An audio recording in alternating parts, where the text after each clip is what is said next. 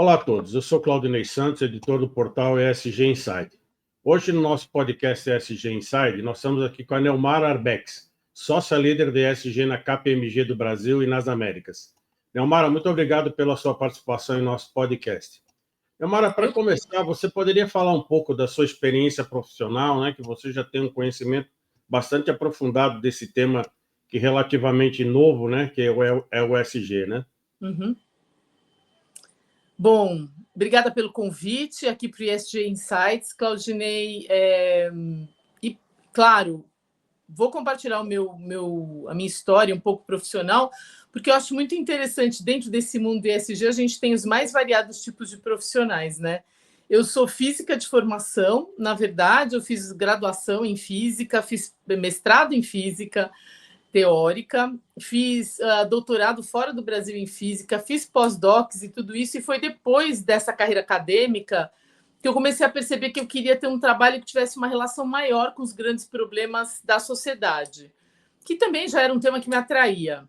Eu acabei saindo dessa vida acadêmica e da ciência, que eu ainda adoro, para o mundo corporativo, né? Eu fui, então, consultora da McKinsey por alguns anos. Lá eu aprendi sobre o universo das empresas e também, nesse momento, há mais de 20 anos atrás, se iniciava no Brasil um movimento importante de empresários e organizações da sociedade em geral em torno do que a gente chamava na época de responsabilidade social das empresas, né? Responsabilidade corporativa.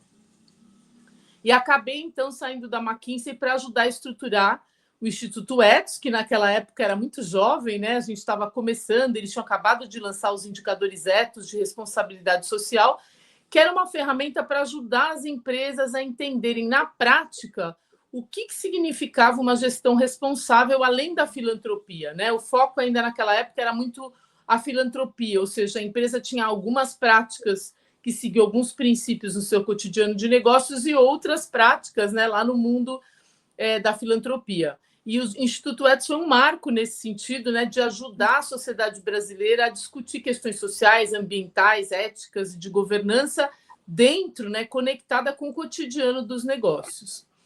Depois disso, eu tive a oportunidade de ir para a Natura. A Natura estava começando também uma área em 2003, uma área de sustentabilidade, responsabilidade corporativa, que virou sustentabilidade. Eu acabei indo liderar essa área, estruturar essa área. Fiquei lá também por vários anos e, de novo, foi um momento muito interessante, porque a Natura era uma das primeiras empresas do mundo e, com certeza, na América Latina, tentando integrar esses conceitos no seu cotidiano. A liderança era muito comprometida, então a gente foi reestruturando, redesenhando sistemas de gestão, indicadores, formas de premiar, né, de reconhecer comportamentos profissionais ali, tudo em função dessa agenda, desenho de produtos, né, repensar os produtos, o posicionamento da empresa mesmo. Então foram anos muito importantes. Depois eu saí em 2006 do Brasil. Eu fui para a Global Report Initiative, a GRI, né, que é uma organização global que define os estándares para os relatórios de sustentabilidade. Eu fui para lá em 2006, para ficar 3 anos. Eu fui estruturar uma área de conhecimento lá, de treinamento, e acabei ficando mais de 10 anos na GRI, virei o Deputy CEO Global, né, a presidente em exercício, né, quando necessário, ali global, uma vice-presidência importante, e acabei trabalhando em mais de 40 países com essa agenda, né? A GRI trabalhava em muito mais países, mas eu tomava conta ali de 30, 40 países, e tive a oportunidade, então, de ver ali no final da década de 2010, 2015, como essa discussão, então, se expandia globalmente. E depois de tudo isso, eu acabei montando uma empresa de consultoria na Holanda mesmo, onde eu estava, trouxe essa empresa de consultoria para o Brasil e voltei ao mundo das startups, das empresas, do mão na massa ali, né? Inclusive falando muito com os líderes dessas empresas, dos meus clientes. E aí encontrei a KPMG no Brasil, na verdade no mundo, reestruturando o seu posicionamento, seus treinamentos internos, o seu atendimento aos clientes em função dos temas sociais, ambientais e de governança, que a gente chama de ESG, né, mais popularmente. E aí aceitei o convite para ser sócia desse tema para a KPMG no Brasil, e agora também sou para as Américas. Então, só um resumo aí. Mas o que eu acho...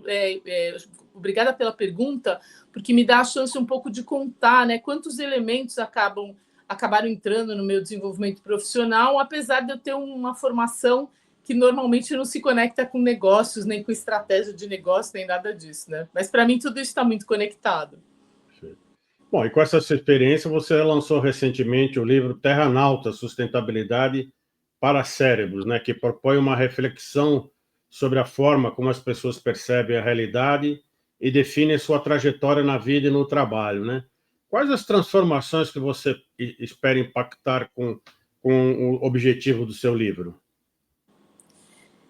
O Terranautas acabou de ser lançado, né? Faz pouquinho tempo, agora no final de novembro. Eu escrevi muitas coisas, escrevi capítulos de livros, né? Programas de formação, muitos documentos, muitas publicações para todas essas instituições para as quais eu trabalhei, mas eu nunca tinha escrito o meu livro, né? O Terranautas é o primeiro desses livros, Sustentabilidade para Cérebros, e a intenção é provocar nas pessoas, como cidadãos, profissionais e líderes, uma forma de pensar, né? Como você começou aí a sua introdução, um jeito de pensar mais interconectado, né? O que eu aprendi todos esses anos, e sendo uma pessoa que acredita e coloca muita importância no fato de que a gente vai ter que achar um modelo de desenvolvimento que seja sustentável, né?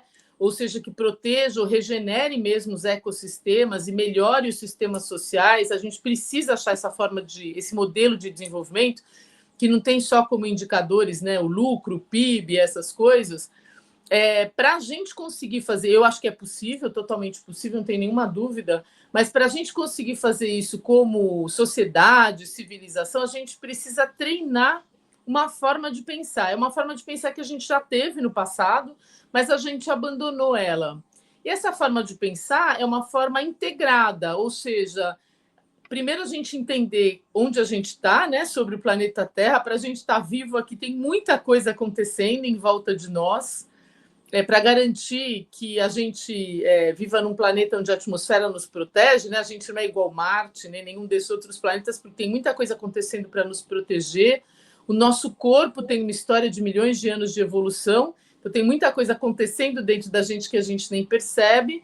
E quando a gente toma decisões no nosso cotidiano, a gente também está acionando uma rede muito grande, muito além, né, de onde a gente vive e trabalha, e que tem impactos, né, tanto no nosso presente, quanto no presente das pessoas que vivem em outros lugares, como no nosso futuro. Então, o livro é um pouco essa provocação, né, e o que eu estou tentando ali é fazer com que as pessoas exercitem mais isso e usem muito mais isso no seu cotidiano, tanto como cidadãos nas suas decisões, né, como profissionais e como líderes. Hoje a gente tem um contexto muito de mudanças muito rápidas e disruptivas, né? Como é que o livro pode ajudar as pessoas e organizações a navegar nesse atual contexto? Então, esse contexto complexo, né? Então, física ajuda aí, né? Em física, a gente está olhando todas as forças que estão atuando e vai tentando simplificar para entender o que é mais interessante, mas sem esquecer nunca, né, das interconexões. Esse contexto complexo, ele exige que a gente treine uma forma de pensar que não é linear, né? O pensamento, eu falo um pouquinho disso no livro, o pensamento linear não combina com não ajuda, na verdade, a gente nem a andar para frente, nem a resolver os problemas que a gente tem. A contradição é que você precisa de pensamento complexo ao mesmo tempo que você precisa de foco, né? Então, você tem que pensar em todas essas conexões quando você está tomando uma decisão. Vou falar de uma empresa, por exemplo. Você está escolhendo um fornecedor. Quando você escolhe um fornecedor, você não está somente decidindo que tipo de empresa vai ganhar, né, financeiramente com isso, mas quem vai continuar tendo trabalho e que região vai continuar se desenvolvendo. Então, os recursos, a forma como esse seu fornecedor faz isso lá nas operações dele, passa a ser relevante, tem um impacto importante. Então, levar isso em consideração na decisão, essa complexidade por trás da sua decisão é importante, principalmente no momento que a gente está agora. Por outro lado, é preciso ter foco, a gente precisa focar em que problema a gente quer resolver, né? Então, se a grande questão agora reduzir emissões e regenerar ecossistemas, será que eu posso escolher um fornecedor que ajuda nesse sentido? Né? Ou se a questão é melhorar o salário de mulheres que têm funções iguais às dos homens, mas com salários diferentes, será que a gente pode escolher um fornecedor que ajuda a gente a ir nessa direção? Então, essa combinação de pensamento complexo e foco é o que vai ajudar a gente a navegar nesse momento onde tudo muda, né? A gente se sente muito inseguro, muito confuso muitas vezes. Então, a gente precisa de foco e um pensamento mais integrado. O pensamento linear, ele prejudica, porque você tenta ver tudo bom ou ruim, simplificado, né? E a realidade não é assim. Os problemas que a gente tem para enfrentar não vão ser resolvidos assim. No seu livro você fala de 4 níveis de protagonismo empresarial pela sustentabilidade. Você poderia explicar melhor quais são esses conceitos? É verdade. Então, o livro vai passando, né, por esse exercício do pensamento integrado, vai falar de cadeias de valor, né, dentro dos negócios, para treinar o pensamento integrado nos negócios. Depois vai falar um pouco do desenvolvimento da ideia, do que é, né, um modelo de desenvolvimento, e vai chegar, então, num capítulo que fala disso, né, que fala como é que eu e qualquer um, de uma forma relativamente simplificada, poderia entender qual é a relação de uma decisão, de um posicionamento empresarial, das práticas mesmo, né, empresariais, em relação a esse comprometimento por um futuro sustentável. Então, eu falo de um primeiro nível, que eu chamo de clássico, né, o símbolo é um círculo, que são as empresas que têm foco em cumprir a legislação.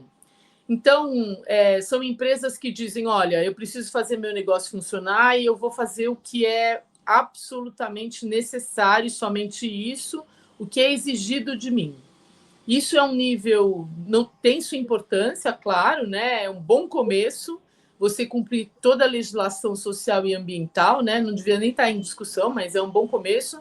Mas o que é importante que o livro alerta é que no passado você ter essa posição era relativamente cômodo, porque você tem toda empresa, especialmente as grandes, tem a sua área de compliance, mas as pequenas também tem uma série de legislação e normas que você tem que seguir. E você, então, ia se mantendo nesse ritmo e você ia participando do mercado como, né, um ator aí normal.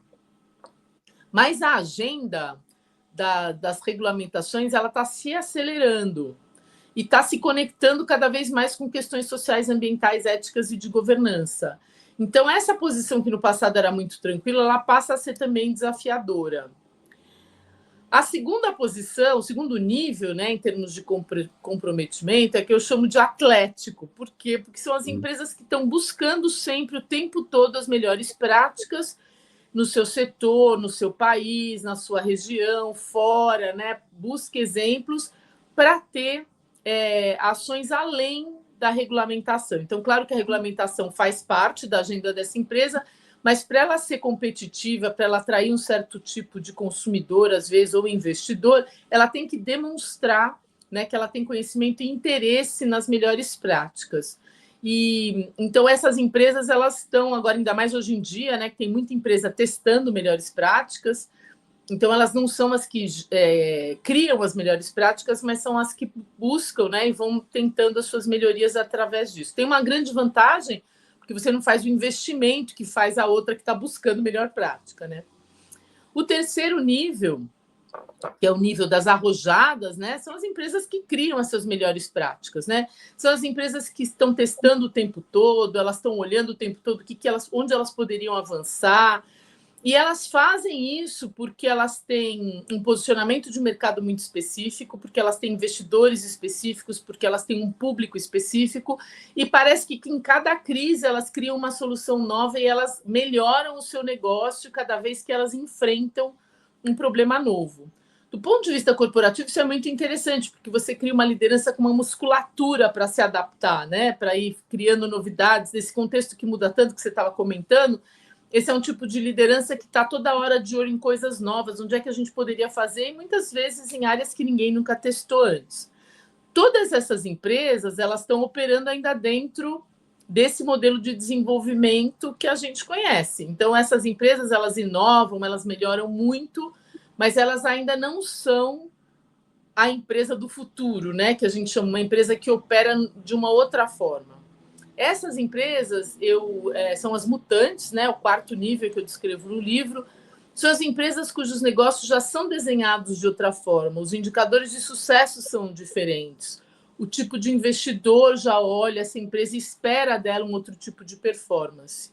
Aí não só o investidor ou, né, os proprietários de capital são o grupo de interesse, né, o stakeholder mais importante, mas existe uma equalização dos interesses de todos os stakeholders, porque a mira é em geração de valor através de toda a cadeia de negócios, né? Então, os mutantes aí são a grande novidade, aí tem um monte de referências e literatura para o leitor, para a leitora ir atrás aí e descobrir o que a gente está conseguindo avançar, né, nesse campo das novidades. Você fala no seu livro, né, um capítulo que fala de onde veio e para onde vai esse tal de ESG, né? Qual que é o futuro do ESG, na sua opinião, né? Como é que as empresas vão chegar nesse último nível que você está colocando dentro desses capítulos, né? E quais as principais dificuldades que você encontra para que isso seja realizado, né? Capacidade profissional, desafio das lideranças, uma outra visão sobre o mundo. Como é que você vê essa questão? Olha, muito boa pergunta, Claudinei. Então, primeiro, assim, ESG, vamos lá, no final da década de 90, quando ficou claro que a gente precisava de um novo modelo de desenvolvimento, né, com outros indicadores e que levasse a gente a ter progresso, mas proteger, né, as fontes de onde saem os recursos, melhorar a sociedade e tal, a gente vem buscando, então, esse modelo. E, na paralela, a gente também vem tentando descrever modelos de gestão de negócios mesmo que nos ajudem. Então, o conceito ESG, que vem de uma publicação que tinha foco especialmente para investidores, era um alerta, né, do Pacto Global, que é uma agência da ONU, para empresas e investidores, era um alerta para eles dizendo, olha, esses temas sociais, ambientais e éticos estão ficando tão importantes que vocês têm que garantir que nas suas matrizes de risco esses temas aparecem. E chamava esse grupo de temas ESG, né? Environmental, Social and Governance. Na verdade, essa discussão de riscos migrou para dentro dos negócios, porque os investidores queriam falar com essa linguagem, e as empresas começaram, então, a ter relatórios ESG, metas ESG e tudo isso. O problema disso é que a gente tem que olhar no dia a dia da gestão sem perder o mapa geral. E o mapa geral não é só melhorar a gestão hídrica, não é só reduzir impactos negativos. A gente precisa criar o novo. E a criação do novo, né, dessa nova sociedade, desse novo jeito da economia funcionar, das empresas funcionarem, ele depende dessa visão maior. Então, esse tal ESG que a gente está usando hoje, e a gente já usou outros conceitos no passado e provavelmente vai ter outros no futuro, ele é uma tradução para a ferramenta de gestão, mas ele não substitui essa visão macro que a gente tem que ter, que a gente vai ter que fazer uma transição de modelo de desenvolvimento para continuar tendo prosperidade, para continuar tendo sociedades que evoluem, né, protegem e regeneram seus recursos ambientais e criam sociedades também mais resilientes, mais interessantes, mais criativas e mais ricas também, no sentido não só financeiro, né?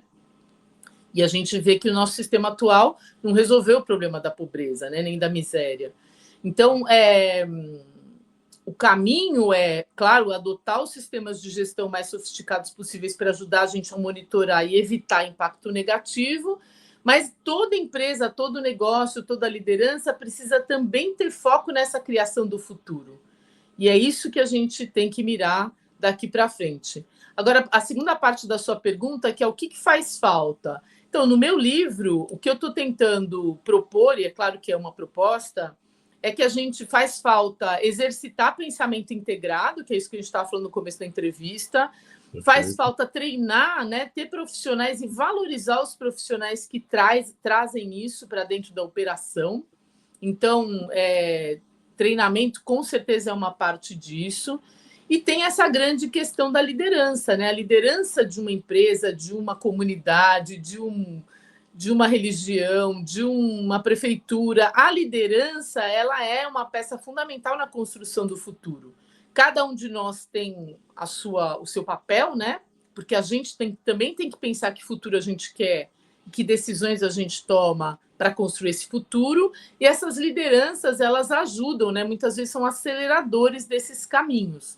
Então, tem o que falta é, então, exercitar o pensamento integrado, treinar, fazer com que isso seja cada vez mais parte do nosso cotidiano e ter essa consciência, né? Que a gente cria o futuro que a gente quer, então tem que pensar que futuro a gente quer e as decisões que a gente toma no cotidiano aí para a construção desse futuro. Ou se a gente está tomando decisão que destrói o futuro que a gente quer, né? Que é contraditório.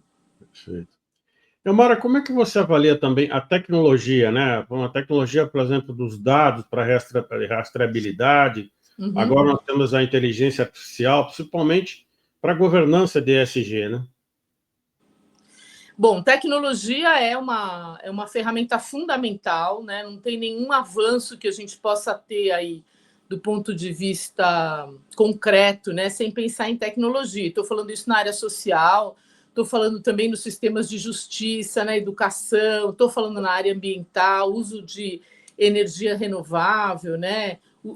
Gerar energia renovável em qualquer ponto possível. Então, tecnologia tem um grande papel nessa transição, né? Toda vez que a humanidade passou por transições importantes, teve a ver com tecnologia, né? Da idade da pedra para os metais e depois dos metais para o uso de várias forças aí para mover coisas.